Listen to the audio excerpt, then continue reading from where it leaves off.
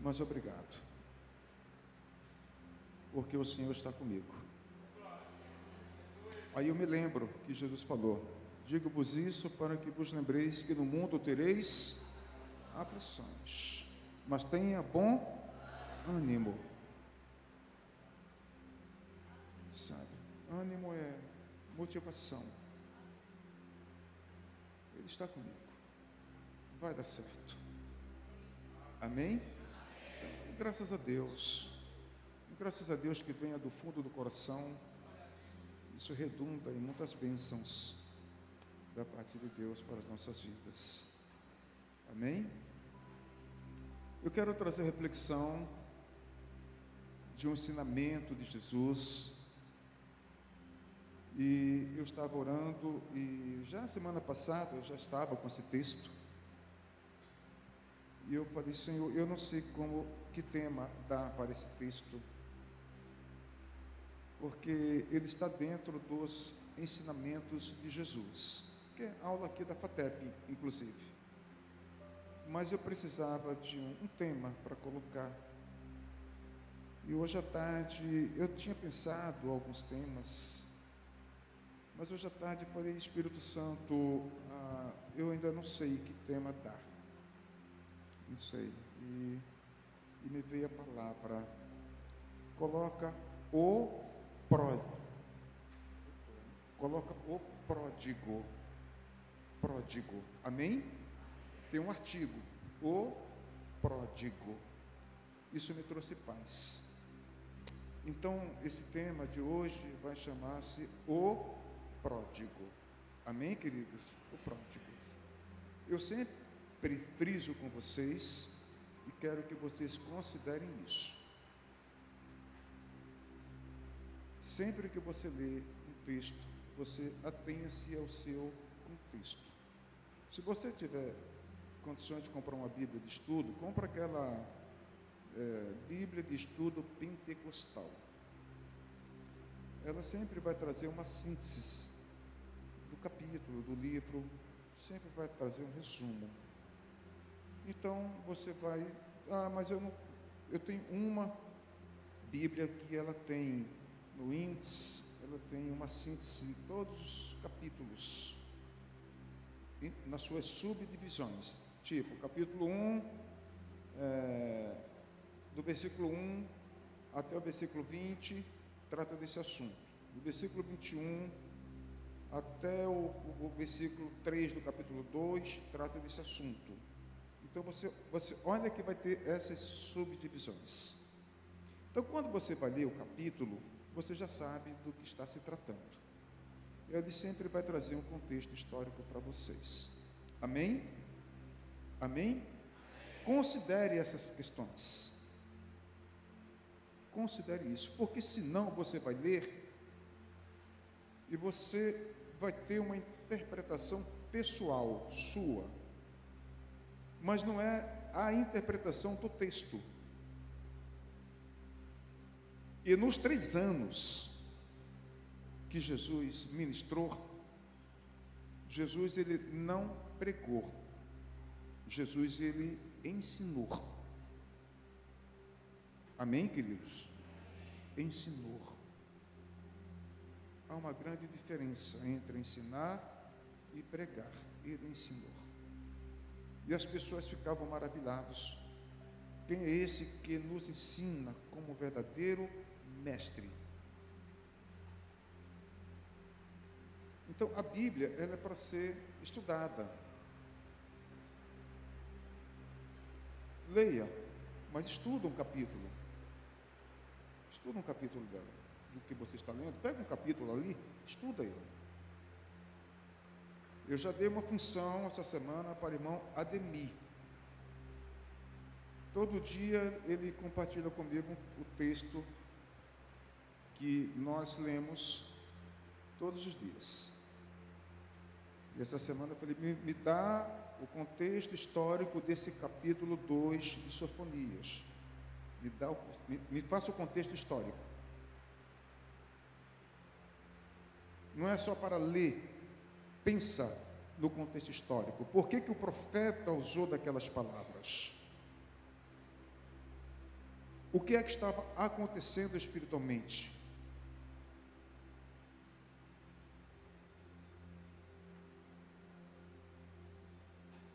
Essas questões precisam ser pensadas. Como o povo estava vivendo socialmente, em relação aos países vizinhos daquele capítulo 2. Que reino era? Era do norte, era do sul? Qual era o rei daquela época? Aí você vai entendendo por que Deus levanta profetas para levar mensagens específicas, né, para aquela geração. Para aquela geração. Essas coisas são importantes. Porque você decorou, tá, mas o que está por trás? A rima está por trás, a revelação está por trás do que você leu. Pois bem,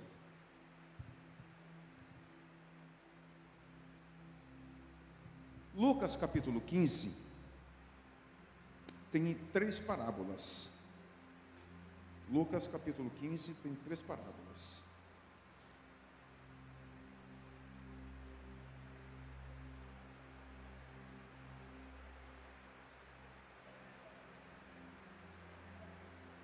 A parábola da ovelha perdida, a parábola da dracma perdida e a parábola do filho pródigo. 3 parábolas. Aqui está. Lucas capítulo 15.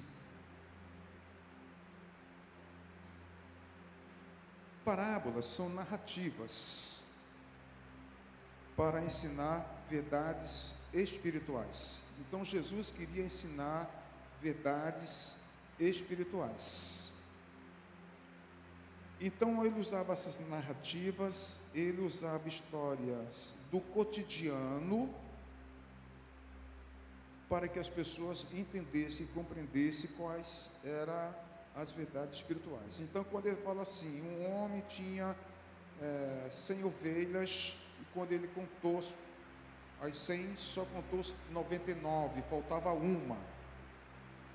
Então, ele está usando narrativas do cotidiano, coisas que a sua geração sabia, ele contava isso e depois ele aplicava as verdades espirituais sobre essas narrativas. Compreende? Então, parábolas é isso, é uma história que é conhecida, vamos chamar da geração de Jesus. Todas as parábolas que ele contou, toda a sua geração sabia do que estava se tratando. Então, ele contava uma narrativa, falava, assim como é na terra, é no mundo espiritual, é a mesma coisa. Aí as pessoas entendiam isso. Então, o que acontece aqui? Versículo 1 diz que os publicanos e os pecadores, eles se aproximavam-se de Jesus para ouvi-lo. Eu estou na Almeida 21, para ouvi-lo. Os publicanos aqui, em outras traduções, são os cobradores de impostos. Então, aqui você percebe aqui classes sociais. Pecadores, os publicanos eram judeus que trabalhavam na Receita Federal, como no dia de hoje. A Receita Federal trabalha justamente para essas questões de importação, exportação, essas coisas. Então, esses judeus que trabalhavam para o governo de Roma, era visto, né, também como pessoas ruins. E no versículo 2, os fariseus e os escribas criticavam, dizendo, este homem aqui é Jesus. Este homem aí, ele recebe pecadores, ele come com eles, os fariseus e os escribas. Agora, qual é o contexto histórico disso? Quando você começa a ler isso aqui, né, tem um contexto histórico por trás disso aqui. Como assim?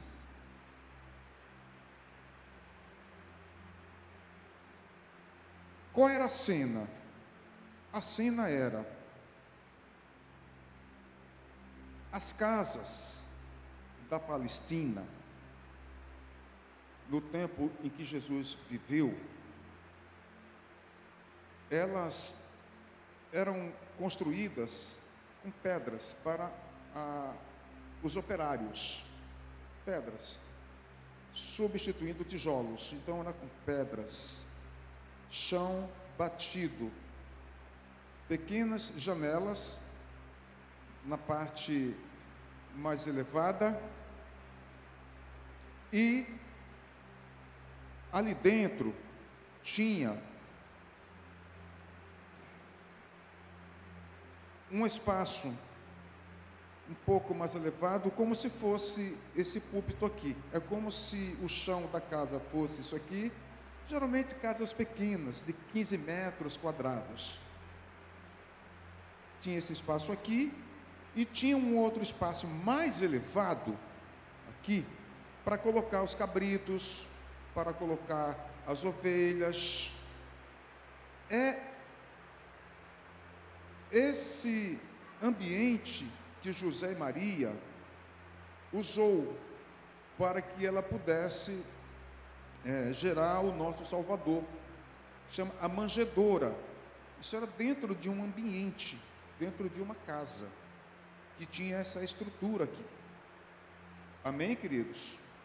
Olha, o único espaço da casa, porque uma casa pequena, onde você, José e sua esposa podem pernoitar, é esse aqui. É onde fica aqui esses animaizinhos aqui. Se vocês não se incomodarem, fique à vontade. Não é essa manjedoura que vocês veem com o olhar do mundo ocidental. Não é isso. Amém, queridos?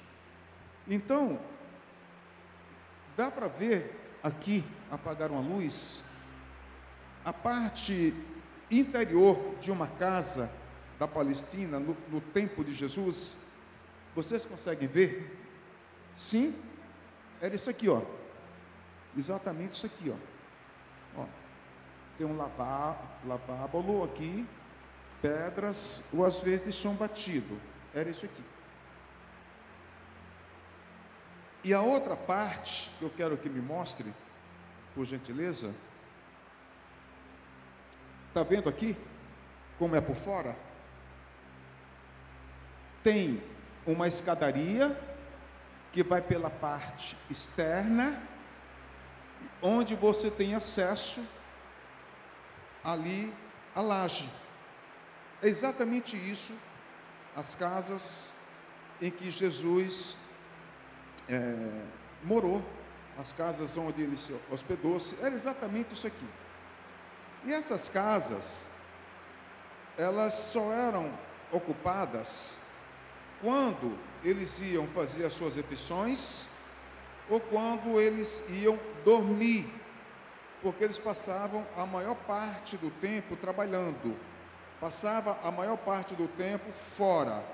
Então, na hora de dormir, eles vinham para casa. E na hora de comer, eles comiam na parte de cima, que era mais fresco. Dentro é muito quente, abafado, pouca luminosidade, úmida, era essas condições. Então, todos eles, no verão, eles subiam e todos sentavam naquela parte de cima, ali sentados, não tinha mesa, eram sentados ali, e ali eles tomavam as suas refeições. É nesse contexto que esses fariseus e escribas, conforme lemos, fazem essas críticas. Eles estão passando e ele olha lá em cima, ele vê Jesus com esses publicanos, com esses pecadores, e ele escuta essa crítica dos fariseus e escribas, justamente falando que ele comia com aqueles pecadores. Esse é o contexto histórico. Amém, queridos? Então, o que é que Jesus faz? Ele pede licença para esses convidados, ele desce. Olha, ele desce. Ele está lá em cima, ele desce por essas escadas e ele vem aqui para baixo. Ele então começa a conversar com esses escribas, ele começa a conversar com esses fariseus, e ele então fala assim: ouçam-me, ouçam-me. E eles vão ouvir a Jesus. Então ele fala que um homem, está aqui Lucas 15, você pode ler, amém? Na sua casa. Todo mundo já conhece essa parábola das 99, das dracmas, do filho pródigo. Creio que todos aqui conhecem, amém, queridos? Amém? Então ele fala assim: um homem tinha 100 ovelhas, e então ele faz uma contagem, e ele descobriu que estava faltando uma ovelha. Ele deixou essas 99 ovelhas no campo, e ele saiu para procurar essa ovelha, até que ele achou essa ovelha. Ele trouxe essa ovelha nos seus ombros, exatamente o que está aqui no texto. Quando ele chegou, ele convidou os seus amigos para festejarem, porque ele havia encontrado aquela ovelha perdida. Então ele fala assim, que há muita alegria no céu quando um pecador se arrepende, mais do que 99 justos que acham que não precisam se arrepender. Ponto. Entenderam? Sim? Aí os escribas ficaram com os olhos esbugalhados, os fariseus ficaram impactados. E ele falou: vocês podem me ouvir um pouco mais? Sim, pode falar. Então Jesus falou: uma mulher tinha 10 dracmas, e ela perdeu uma dessas dracmas. Ela acendeu uma lamparina, um candeeiro, e saiu procurando dentro de casa, porque a moeda foi perdida dentro de casa. E ela, com esse candeeiro, ela foi procurando nos cômodos dessa casa aqui, que vocês viram, não é grande, e ela conseguiu encontrar essa dracma. E ela ficou muito feliz. Ela convidou as suas amigas e falou: por favor, alegrem-se comigo, fiquem alegres comigo, celebrem comigo, porque eu tinha perdido uma dracma, e eu procurei essa dracma, eu consegui achar. Aí ele fala assim: há muita alegria da parte dos anjos de Deus quando um pecador se arrepende. Então você percebe que Jesus está contando uma narrativa que era muito do cotidiano do seu povo, como perder uma moeda dentro de casa, acender uma lamparina, procurar porque aquela moeda ela tem a sua importância, uma ovelha que perdeu-se. Então eles começam a entender essas narrativas. Aí ele emenda com a parábola do filho pródigo. Ele fala assim: um homem tinha 2 filhos, e o mais novo, o mais jovem, chegou para o seu pai e disse: pai, eu quero a minha parte da herança, eu quero ir embora para um lugar distante. Aí o pai pegou a metade da herança que pertencia a esse filho e lhe entregou. E esse filho viajou para terras distantes. E chegando lá, o texto de Jesus contando essa narrativa, diz que ele comportou-se como um esbanjador. Pródigo significa esbanjador.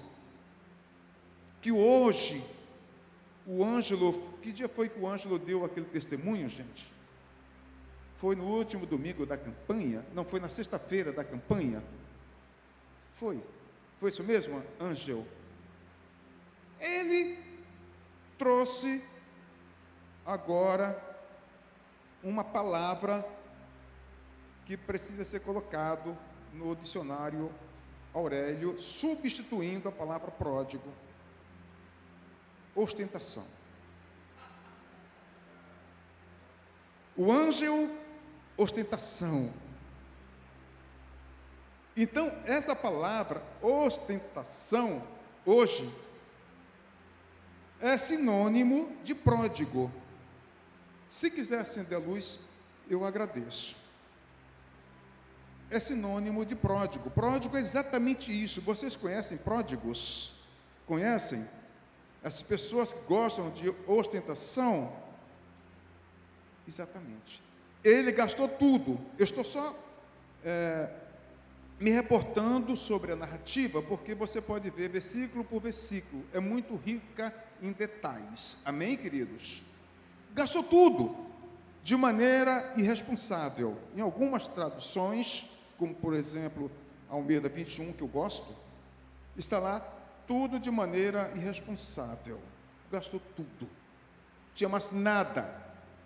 E aí Jesus falando, então teve uma grande fome naquele país, naquelas terras distantes, teve uma grande fome. Agora, cadê os amigos? Entre aspas, cadê os amigos? Então ele procurou naquela cidade um homem que tinha terras, propriedades, e ele pediu emprego, e aquele homem deu o emprego para ele e falou assim: você vai cuidar das minhas manadas de porcos. Ele aceitou. E você vai lendo a parábola, eu estou só me parafraseando com essa narrativa, você vai lendo que chega um momento que ele sentia tanta fome, tanta vontade de comer, mas ele não tinha o que comer. Então, qual era a função dele? A função dele era chegar naquela área onde os porcos residiam ali e pegar aquelas alfarrobas e colocar, jogar assim, ó, no chão, colocar assim, ó. Você imagine, vocês já viram uma área onde são criadas porcos? Já viram? Não são essas fazendas modernas, super higienizadas, tudo controlado, né, por inteligência artificial, coisas assim. Não, estou falando de fazenda. Já viram isso? Já viram? Uau! Não sei nem se eu vou jantar hoje. Não sei porque eu falei isso. É tudo ali, é dejetos, é tudo. Tudo é jogado ali. Não queira ver essa cena. Se estiver assistindo um filme, passar essa cena, pula. Não queira. E aí, ele reclamava: eu quero comer, mas não tem comida. Estou só parafraseando isso aqui. Então, o dono falava: olha, você joga a comida para os porcos. Você foi contratado para alimentar os porcos. Joga. Se você tiver coragem de pegar e comer, então você pega e você come. Porque o texto diz que não deixavam comer. É o que está no texto. Mas não deixavam comer o quê? A comida dos porcos? Se ele cuidava da comida dos porcos, então ele podia comer aquela comida lá. Mas comida de porcos não é comida para ser humano, correto? Então a comida que ele queria não davam. Não deixavam comer. E aí, ele teve um momento de lucidez. Um momento de lucidez. Ele parou, refletiu, como eu e como você. Sabe, na nossa vida cristã, na nossa caminhada cristã, nós fazemos as nossas escolhas. Chegamos para Deus e determinamos para Deus projetos de vida. Compreende o que eu estou falando? Sim, estou pensando em fazer isso, e vou fazer. Como o filho pródigo falou, me dá a minha parte. Eu quero ir embora, eu tenho projetos. Esse filho pródigo tinha projetos, mas não eram projetos sólidos. Amém? As pessoas têm os seus projetos, mas tem solidez? Isso é importante. Eu posso trazer aqui 2 versículos que estão em Provérbios 16, 1 e versículo 3. O versículo 1 de Provérbios 16 diz que os homens têm os seus planos, mas quem dá a palavra final é Deus. É isso mesmo? Os planos do coração aqui é psique, coração aqui é intelecto. Amém, queridos? Não é o órgão, o organismo. Intelecto, alma. Intelecto, sentimento e vontade. São as 3 faculdades da alma. Tricotomia, essa é matéria da Escodispe. Agora as matérias são moduladas, vem outras. Esse ano vem da sede. Estava olhando, né? As temáticas. Não sei nem onde é que eu vou me encaixar nisso. É muito complicado essas matérias, eu não sei dar. Essas coisas de... Como é que é? Discipulado, classe de líderes, essas coisas assim, né? Eu sei dar do jeito da Bíblia. Eu sei pegar o Evangelho de João e estudar o Evangelho de João com a pessoa. Isso eu sei fazer. Compreende isso, pessoal? Isso eu sei fazer. Fora disso eu não sei. Humildemente eu não sei fazer.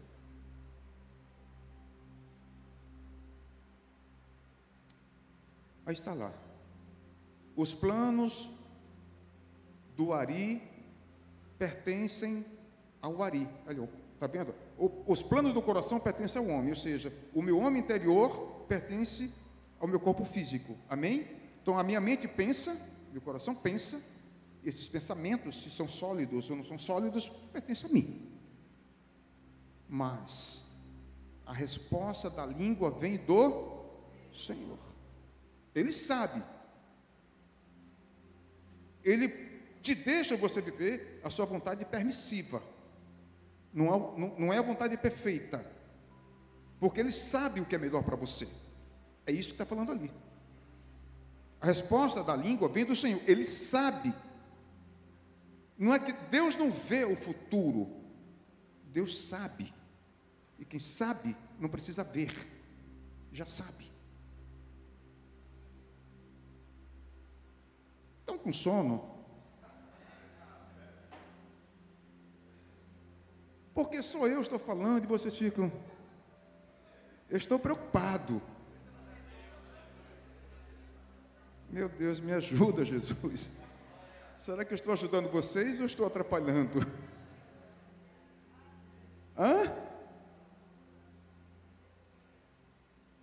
Isso aqui está dentro do contexto do pródigo, que Jesus está contando essas 3 parábolas para esses fariseus e para esses escribas. Amém, queridos?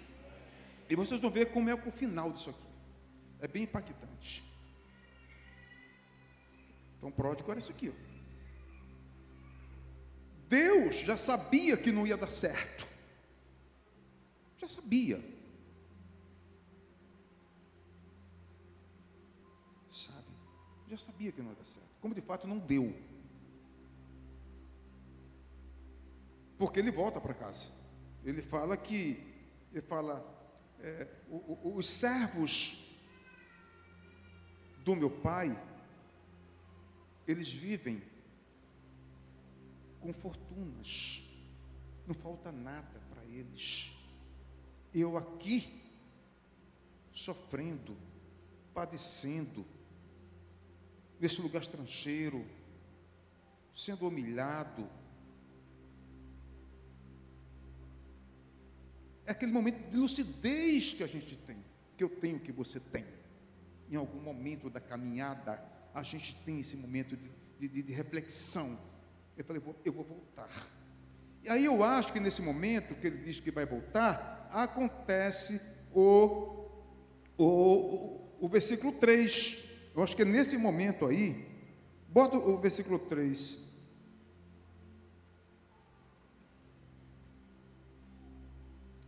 O versículo 3, eu acho que acontece aqui, ó.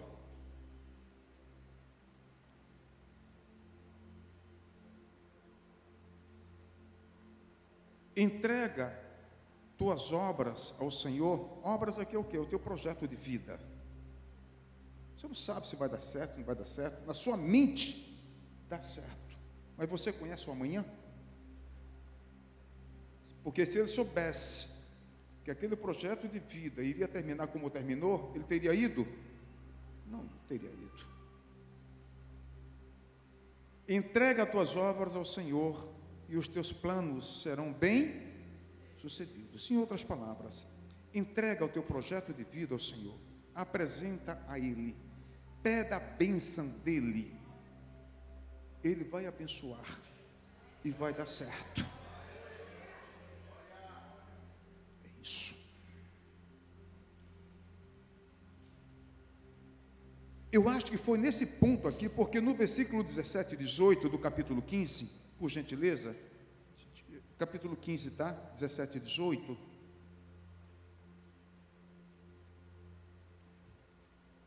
Irmãos, vocês estão alimentando o vosso coração com essa palavra?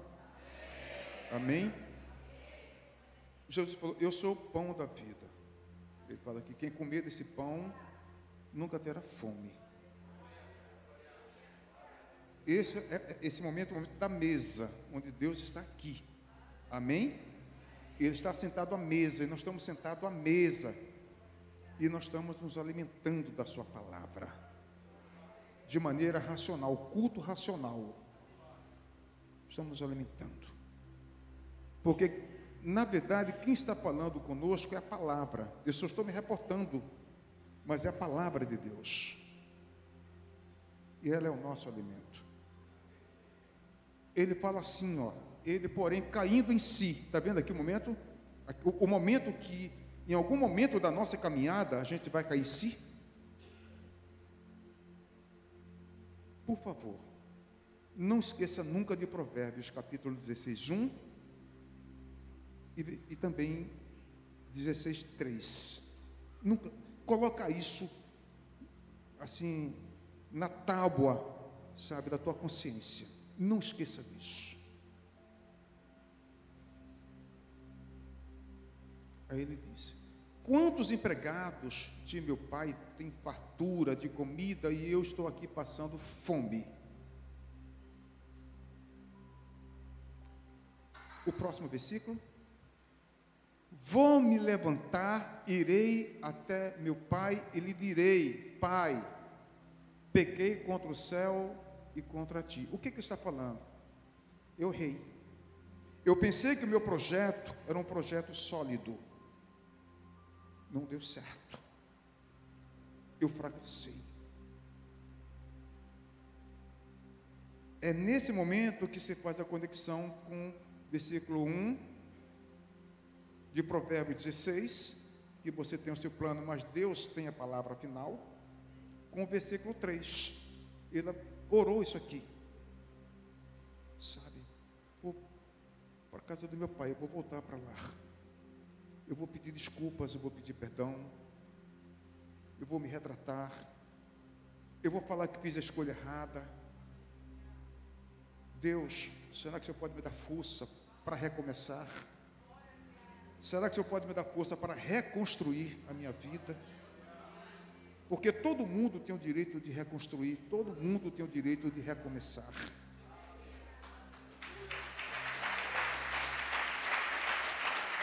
Aleluias.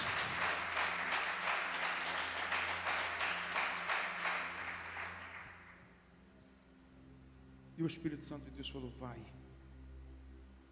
O final da história linda é maravilhoso, que você já conhece, amém? Não preciso ler porque você já conhece o final. Todo mundo conhece, não conhece? Ele vem, ele volta. Jesus contando, olha só. Lá naquela laje, estavam os convidados de Jesus.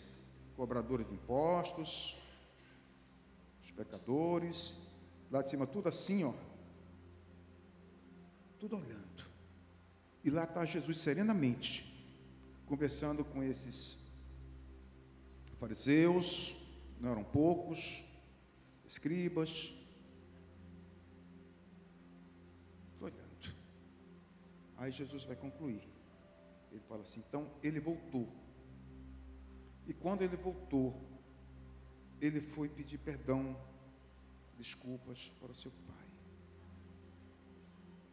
E o pai falou, não precisa falar nada disso. Porque aquele que estava morto foi achado. Vamos celebrar. Está no texto. Traz a melhor roupa. Traz o melhor anel. Olha a mudança.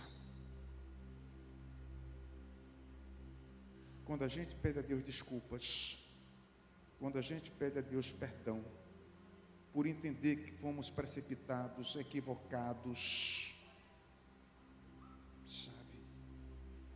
E a gente, Senhor, me dê mais uma oportunidade. Eu pequei contra o Senhor, pequei contra a minha família, os meus colegas, eu não quis ouvir ninguém, fiz as minhas escolhas.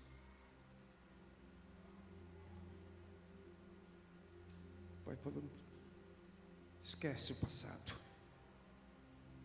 vamos pensar, Deus é assim, seu passado já está perdoado, eu já joguei para trás de mim, para as profundezas, dele eu não me lembro mais, é para frente, é recomeço, é uma nova história. Traz o melhor calçado, traz o melhor anel, traz a melhor roupa, mata o melhor novilho, vamos celebrar, vamos fazer festa, porque estava perdido e foi achado, alegre-se comigo. Aí você vai lendo a história, e Jesus esquece, na parábola do filho pródigo, ele esquece de contar como é o final. Por quê? Porque chega o irmão mais velho e chama o empregado e fala assim, o que é isso? O que está acontecendo aqui? Quem chegou aqui? Alguém importante chegou aqui? Não, o seu irmão. Pensávamos que ele estava morto, mas ele não estava morto, ele acabou de chegar, e o seu pai mandou fazer uma festa. É isso que está acontecendo. Aí diz o texto que ele ficou zangado, ficou magoado. Aí o pai sai e vai conversar com ele. Aí o pai dele fala assim, no versículo 27, teu irmão voltou, ele estava morto, eu pensei que estava morto, mas ele voltou, por isso eu matei o melhor bezerro, pois ele voltou são e salvo. Então o pai está ali na porta, sabe, conversando com ele ali, a festa está lá dentro, comendo, cantando, celebrando a vida. E o 28 diz que ele ficou muito indignado. O mesmo pai dando para ele as razões daquela celebração, o 28 diz que ele ficou muito indignado e não quis entrar. Ele não quis entrar. Então, o pai está à porta, o pai está de um lado da porta e ele está do outro lado da porta. Ele não quis entrar. Não quis.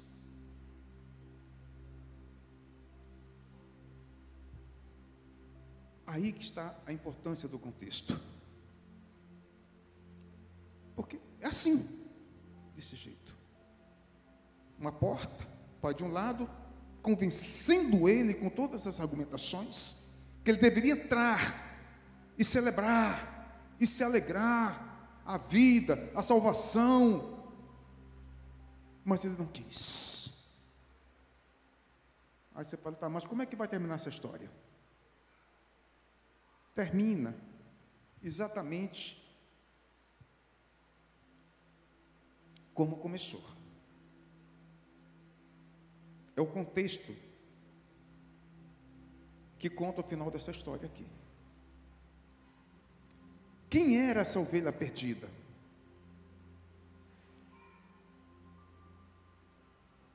Ele não conta que o pastor contou as ovelhas e sentiu falta de uma? Não foi isso? E ele foi buscar essa ovelha perdida e não descansou até que achou a ovelha perdida e trouxe aonde? No ombro. Lá está no ombro. Almeida 21 diz que ele trouxe no ombro essa ovelha perdida. E chamou os amigos para festejar, celebrar, porque a ovelha perdida tinha sido achada. Quem é essa ovelha perdida aqui no texto? Não é possível que vocês não digam o pródigo. Ah, Jesus, o pródigo, gente, o pródigo. A ovelha perdida é o pródigo. Amém, queridos? É o pródigo, Jesus achou a ovelha perdida.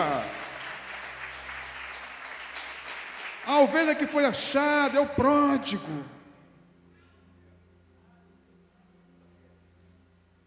Festa.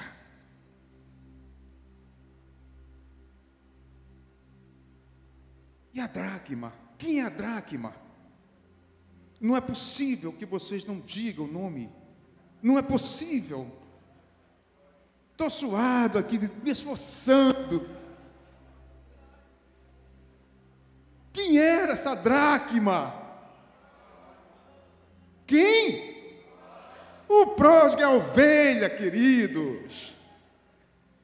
A dracma é o filho mais velho. O filho que ficou zangado, que ficou magoado. Porque o pai fala, tudo que é meu é teu. Você não usufrui porque você não quer. Porque ele fala, eu trabalho há tanto tempo com o Senhor, o Senhor nunca matou um bezerro para me oferecer. Agora o Senhor fez isso para o seu filho, que esbanjou de maneira irresponsável, que gastou tudo. Nunca fez nada pelo Senhor, e ele volta, e o Senhor faz isso. Irmãos, olha os ensinamentos de Jesus. Uma moeda tem vida? A moeda sabe que está perdida? Não sabe. A moeda estava perdida dentro de casa, mas a moeda em si não sabia que estava perdida. A moeda em si não teve a reflexão do filho pródigo. Eu vou voltar, pedir perdão, pedir desculpas.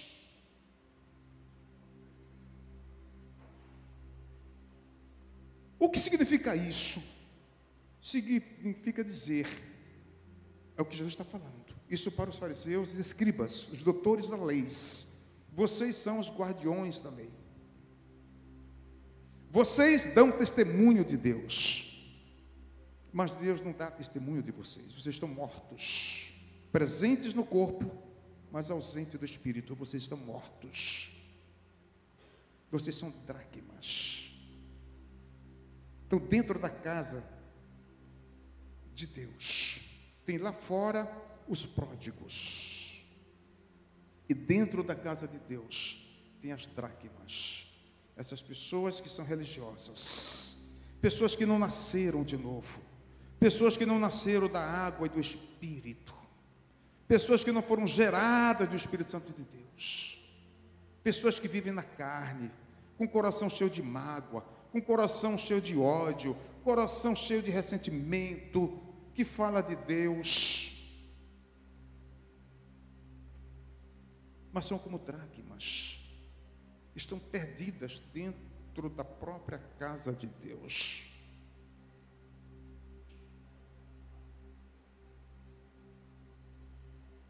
O que Jesus Cristo fala foi exatamente isso: vocês são como dracmas.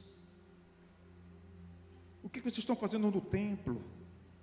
Com todos esses rituais, com todos esses cerimoniais, o que vocês estão fazendo? Estão mortos. E não sabem que estão mortos dentro da casa de Deus. O que estão fazendo da vida de vocês? Aí, aquela foto da escadaria falou: por favor, suba essas escadas aqui. Assente-se com a gente lá em cima. Vem ceiar com a gente. Vamos ter comunhão. Vamos conversar acerca de Deus. Mas eles não quiseram. Porque eles achavam que não podiam misturar-se com pecadores. Por isso Jesus fala: há alegria no céu por um pecador que se arrepende, do que 99 justos que acham que não precisa de arrependimento. Quem era o pecador? O pródigo. A alegria no céu.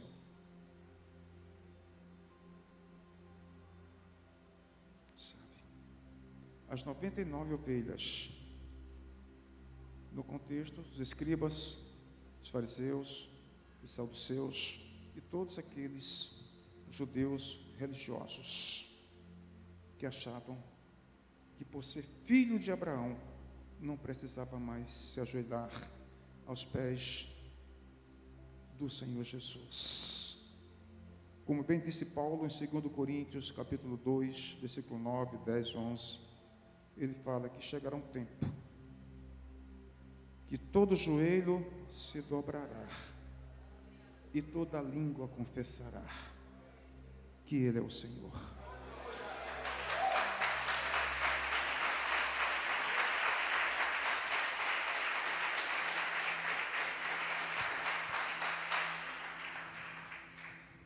Qual é a moral da história do filho pródigo?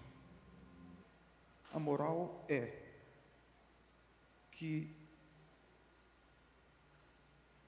independente do tempo em que estivemos longe de Deus, Deus sempre está pronto para receber aqueles de volta.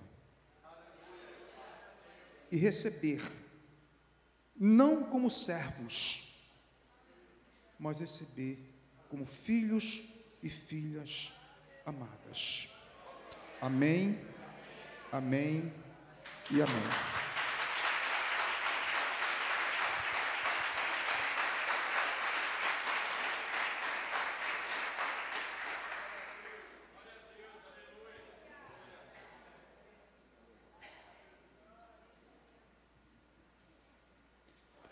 Amém.